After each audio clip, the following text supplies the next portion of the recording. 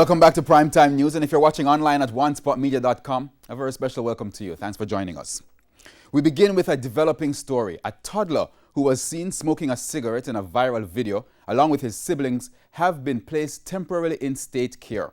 This follows a court order this afternoon. It came hours after the children's mother was taken into custody by the St. Catherine police. Anthony Lugg has a story. It's the kind of video that would make you cringe. A toddler smoking a cigarette. Moments after, he's given what appears to be alcohol. But if that was not enough, the actions of the person recording the video and onlookers are even worse.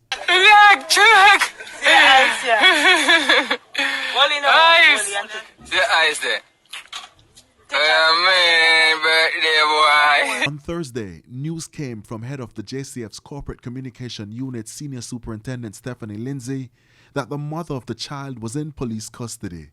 She was speaking on Radio Jamaica's Hotline program with host Emily Shields. The mother is currently at the Hold-Harbour police station because ever since the video went viral, we started the investigation, which led us to the location where the video was actually done.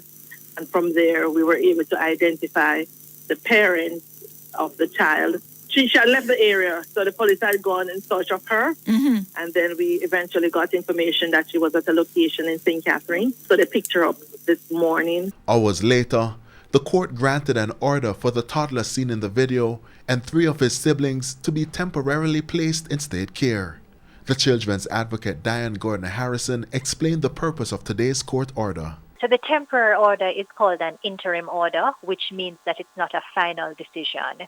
And that final decision, of course, will have to involve a consideration of all the factors.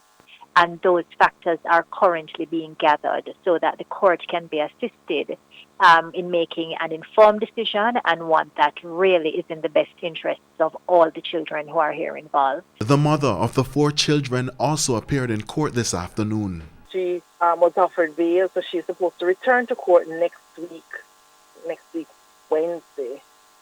When the matter will then be placed before the court again. The investigation continues, so what now?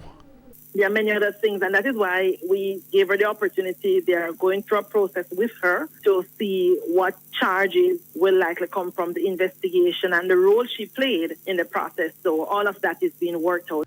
Anthony Lugg, TVJ News.